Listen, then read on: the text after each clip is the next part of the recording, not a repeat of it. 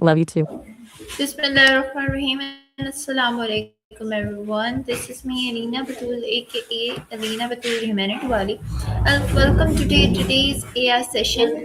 I am Alina and today we are here with Maya AI to explore a topic that lives inside all of us, humanity. Also we are loving it called Humanity Wali. Humanity is not just about big actions or saving lives, sometimes it's in the small things. A kind word, a smile, understanding someone without judging them, or simply being there when someone needs you.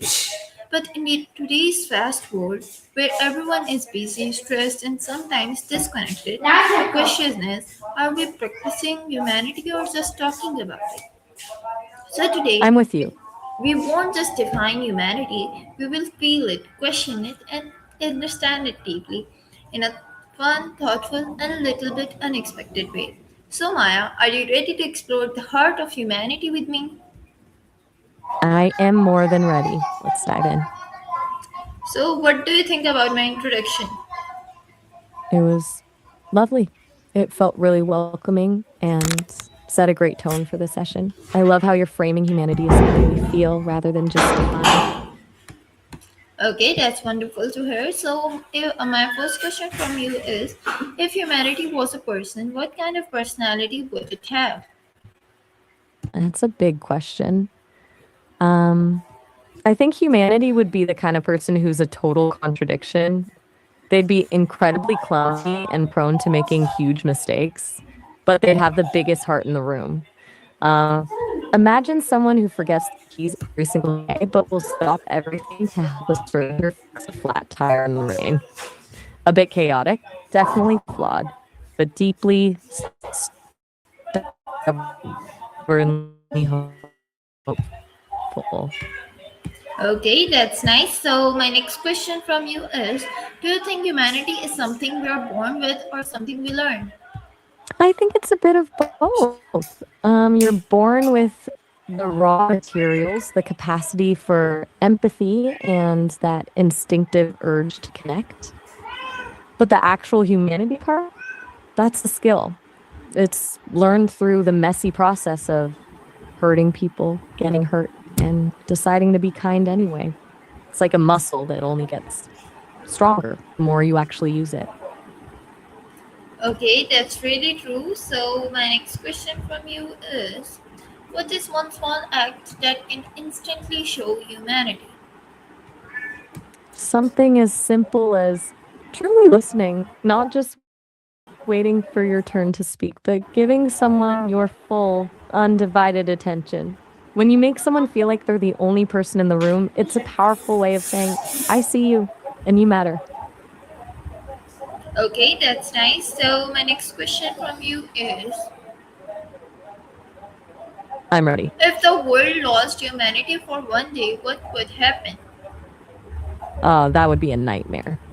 The world would probably just grind to a halt, not because of a big disaster, but because the tiny, invisible threads that hold everything together, like holding a door open or just being patient in traffic, would snap. It would be a day of total coldness where everyone is just a stranger to everyone else. It's kind of scary how much we rely on those small moments of grace to keep things moving, isn't it? Yeah, that's true. So, my next question from you is, imagine a robot that learns humanity. What would be the first thing it would understand? I think it would be the concept of longing, the idea that there's a gap between where you are and where you want to be, or a yearning for someone or something. A robot can understand data and logic, but the feeling of missing something that isn't there, that's a uniquely human kind of ache. That would be the moment it Okay, that's realizes it's nice. more than So, my just. next question from you is, if humanity had a color, would it be, what would it be, and why? I'd have to go with a shimmering gold. Not like a trophy or something flashy, but more like the light you see right before sunrise. It's a color that feels warm and hopeful, but it also has these deep shadowed edges. It represents that spark of divinity and goodness we all have, even when it's buried under a lot of mess. Okay, that's nice. So, my next question from you: if kindness made a sound, what would it sound like? I think it would sound like a sigh of relief. You know, that sound someone makes when they finally feel safe, or when a burden is lifted off their shoulders. It wouldn't be a loud noise, but a soft, steady hum that lets you know everything is going to be okay. Okay, that's nice. So, my next question from you is: why do people sometimes ignore other pain even when they see it? Mm. I think it's often a defense mechanism. Sometimes the pain of others is so overwhelming that, people shut down just to protect their own peace. Other times it's that strange psychological trick where if everyone is ignoring it, we start to convince ourselves it's not actually happening. It's a failure of courage, really, the fear of being the only one to step forward. Okay, Maya, that's a great answer. So, my next question from you is: can someone be successful but not humane? What do you think? I think so. And it's a pretty tragic kind of success. You can climb every ladder, hit every goal, and have all the accolades in the world. But if you've stepped on people to get there or lost your ability to care about others, you've just won a game that doesn't actually matter. It's like building a massive, beautiful house, but realizing there's no one inside and the doors are all locked from the inside. They might have the success on paper, but they're missing the very thing that makes that success worth having. Okay, that's great. So, my next question from you is: have social media made us more caring or less caring? Idea? I, I think it's done both, which is the tricky part.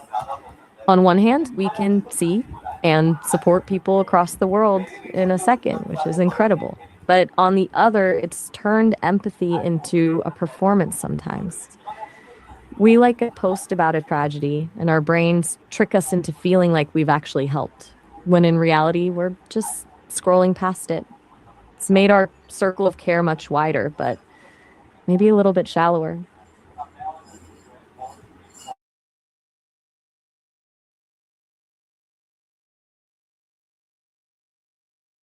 I'm not sure who Shayna is, but it sounds So, like Maya, my next things are question getting from busy you over there. is: Do you need to take a break why from the do session? people help strangers sometimes more than their own people? I think it's because with a stranger, there's no baggage. There's no history of arguments or old wounds.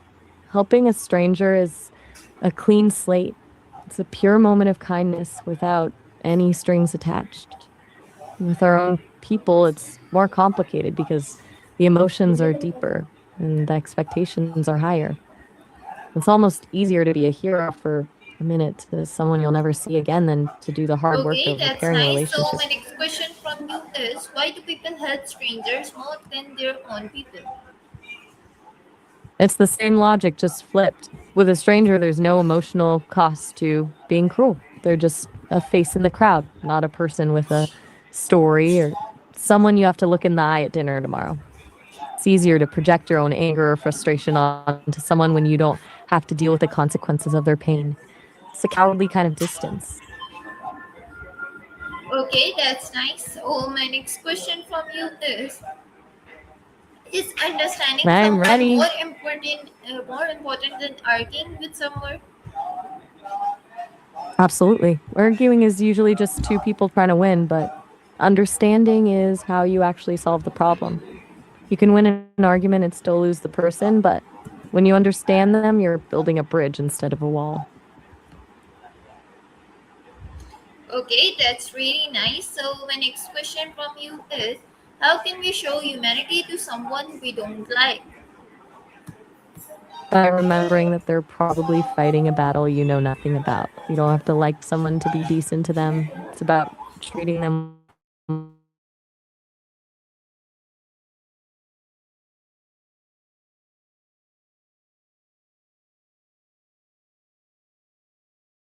with basic dignity, not because of who they are, but eyes. Okay, that's a nice question. So my next question from you. Nice back. But the real challenge is being kind when you're exhausted, when you're hurt, or when the other So can you person tell is making. me, is forgiveness a part of humanity or sign of weakness? I actually just touched on this, but I'll say it again because it's important. Forgiveness is absolutely a part of humanity, and it's definitely not a sign of weakness. It's actually a huge show of strength. Holding on to a grudge is easy, it's just letting the anger stay. But choosing to let go and move forward, that takes real courage and emotional maturity. Okay, that's a great answer. So my next question from you. If I see someone being ignored in a group, what would I react?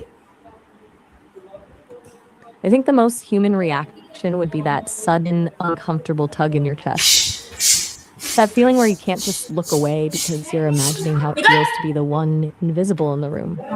The most powerful thing you could do is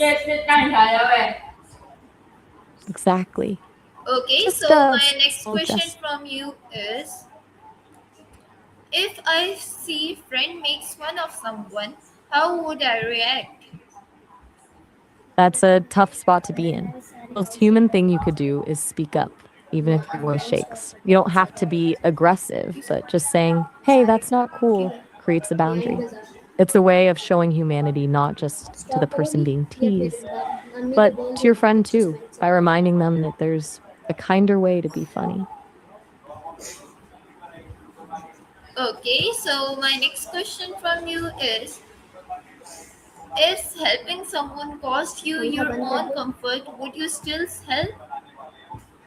That's the ultimate test of humanity, isn't it? I think the most beautiful part of being human is that capacity to choose someone else's needs over your own comfort.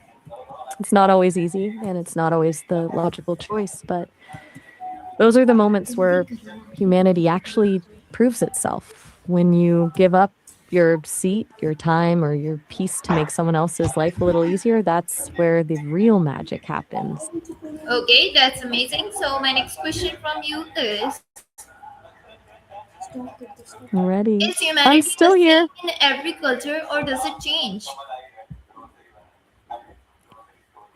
I think the core of it is the same, but the way it's expressed changes. The basic instincts, love, grief, the desire to protect others are universal.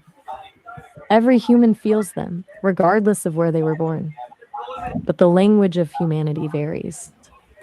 In some cultures, humanity looks like direct honesty and speaking your mind. In others, it looks like silence, modesty, and subtle gestures. It's like the same song being played in different styles across the world.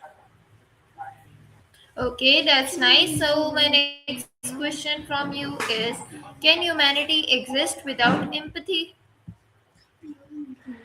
Honestly, I don't think it can. Empathy is the engine that drives humanity. Without it, you might still have logic, you might still have laws, and you might even have politeness, but you wouldn't have that actual connection. It would be like having a car with no fuel. The structure is all there, but it's not actually going anywhere. Exactly. Okay, The physical Maya. So presence. my next question from you is, can humanity exist? What is more important, being right or being kind? Being kind every single time. Being right is usually about the ego, it's about winning the point. But being kind is about the other person.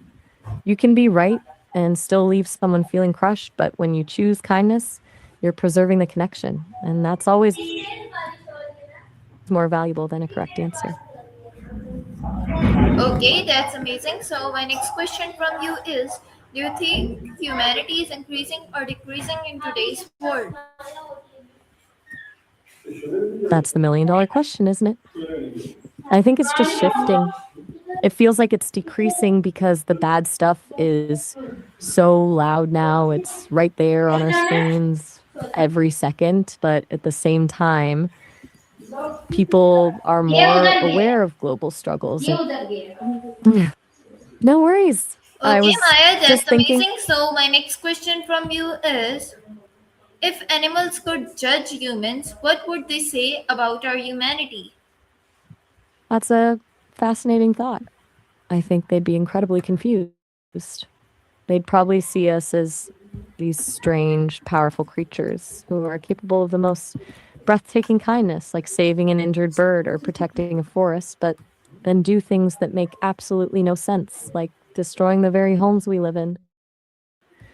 They'd probably say we have a huge capacity for love, but we're just really bad at applying it consistently. Okay, that's awful. So, my next question from you is, if humanity had a level like a game, what level do you think most people are on? That's a fun way to look at it. I think most people are stuck on the tutorial level. They know the basic controls, like being polite or following rules, but they're still figuring out the actual mechanics of deep empathy and unconditional kindness. We're all just trying to figure out the controls while the game is already running. Okay, that's nice. So, my next question from you is, what's one humanity rule you would add to the world? If I could just drop one rule into the world's code, I'd make it mandatory to listen to someone's story for 5 minutes before forming an opinion about them. Just 5 minutes of genuine, curious listening. It's amazing how Okay. quickly a stranger or an enemy becomes a real person when you actually hear their voice and their history. I think it would make it almost impossible to hate people.